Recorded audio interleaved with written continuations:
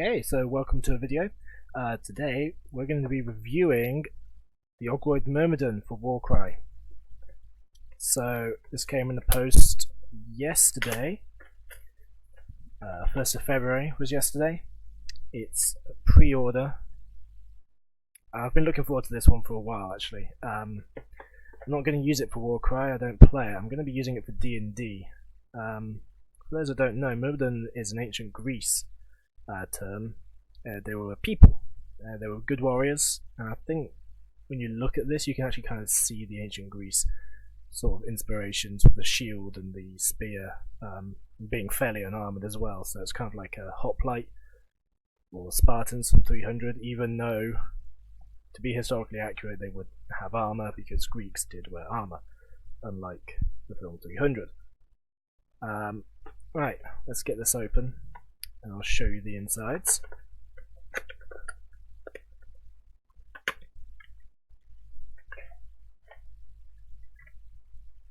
Okay, that's it. That's everything in the box.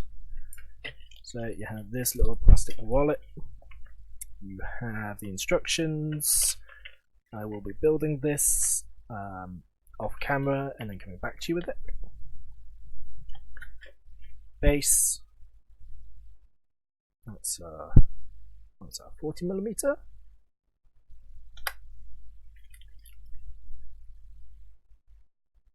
And a single sprue. So he's not too big.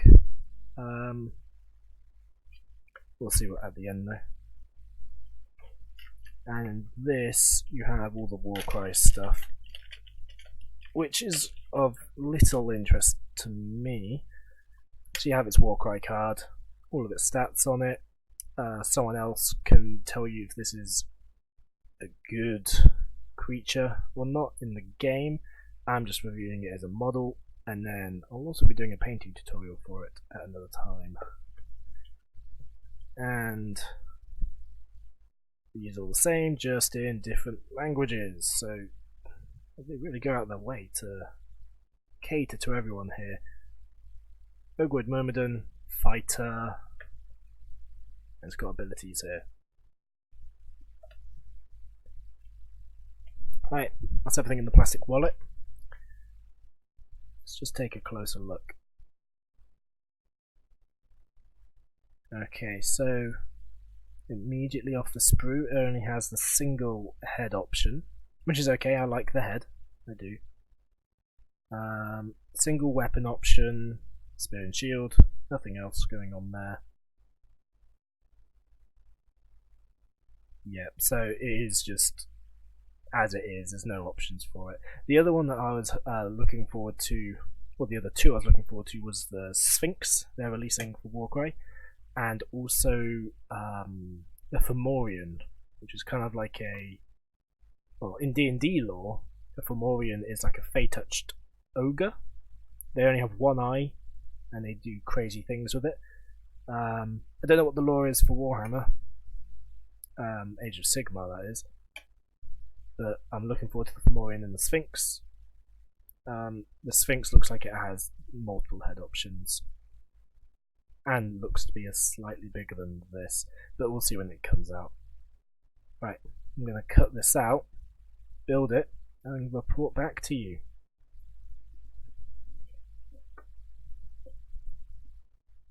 So these are all the pieces. What I'm going to do is put it all together, but without instructions. I'm going to see how easy it is to just do, because I know a lot of people like to ignore instructions. It adds time. You can see how just easy this is, just figuring it out by myself. And I'll let you know if you should follow the instructions or not. So, wish me luck. Okay, so he's all done. That took me all of 11 minutes, and that includes filing down mold lines and getting some little bits and bobs off. Overall, pretty easy. I did it without instructions, and it came off pretty well. There's no, so his torso and legs come in 6 different parts. I don't think it actually matters which way you do the torso and legs. As in, there's no order you have to slot the pieces together. I've just checked the instructions and they did a different order to me, and this worked fine anyway. So you're okay. This is him. I've left the skulls off. The skulls should go on the shield on these spikes, but I actually want these skulls for something else. So I'm going to leave them. Overall, quite easy to put together. I'm liking the model. If I had to nitpick, I mean, bigger is always better, in my opinion. I'm just that kind of person, so I think if he was a centimetre taller, that would kind of be cool, but oh well. And really nitpicking, the mould lines. So, where was it? So right on his knee, there's a mould line going right down the middle. You can kind of just see it here. I've taken it off. You can see where I've scraped it, but on his upper thigh, there's actually a vein. The mould line goes straight over it. I mean, that little bit of detail is cool, and I like it. But it's so difficult not to scrape that off with the mould line. So, GW, if you're listening, try not to put your mould line straight over tiny details like that. It is in line with the vein on the model. It was slightly annoying. There was actually another few places where it's exactly the same. I believe on the arm, on the tail, the mould line is actually on all of these ridges. That was frustrating. But that's really nitpicky. It's not too difficult to work past. Right. He's ready for painting, and I'll be doing a painting tutorial. What do I think of him? I love him. Let's do a size comparison. So here is a Primaris Lieutenant.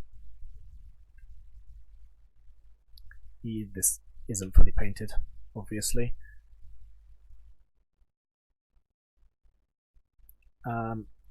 This is a warrior of Minas Tirith.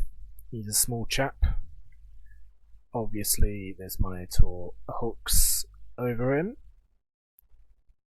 The Lord of the Rings range, the normal guys are a tiny bit smaller than normal, so let's try with Tempesta Scion from 40k. That's the size.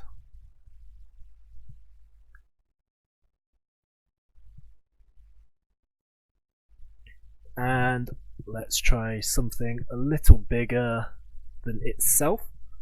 Oh, well, maybe not actually. Here's a Demon Prince of Khorne. It's got a bigger base. The wingspan makes it look bigger, but the bodies are actually kind of similar.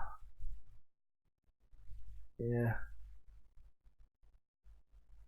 Not the best paint job on this Demon Prince. I need to redo him. I did this a while ago. Yeah, there we go. That's my excuse. So yeah, it'd be nice to see these two face off. Yeah, when are we going to get Demon Princes in Warcry? That'd be awesome. Demon Prince versus the Manticore, or a lesser Demon Prince, or something like that. One that is like not general status of Demon Prince, because normally they lead their armies, don't they? That'd be cool. Anyway, I hope you enjoyed this unboxing and review of the Ogroid Myrmidon. I recommend them. For its price, GW sell it for £25. I would never suggest paying that, or $40 for the US, I believe. I'd never do that. Find somewhere that does 20% off, or 15% off. I went to Element Games. This was 20 quid from Element Games. Is it worth 20 quid? If you play Warcry, yes, because you get all of this stuff with it. I think that's where they can kind of excuse 20 quid. Otherwise, just for the model, I'd say this is a 15 quid model. But then again, they're selling like models like this, like the chaplains and librarians and captains for £22.50 or something like that, which is absolutely nuts. I cannot believe they do that. But when you have that in mind, for GW prices, this doesn't look so bad for £25 from the GW site. For the model, I'd pay 15. For all of it, if you play Warcry, I would happily pay 20 from Relevant Games, and that's what I've done. I'll probably give those cards to someone else. I've got a few friends to play Warcry. Anyway, I hope you enjoy it. I do recommend it in the end. I'd give this, for the model, 9 out of 10. 10 out of 10 would be slightly larger, I think, and maybe a bit of posing or a different head, but I like it the way it is. Yep, go out and buy this. Good model. Hope you enjoyed the video. I'll see you next time.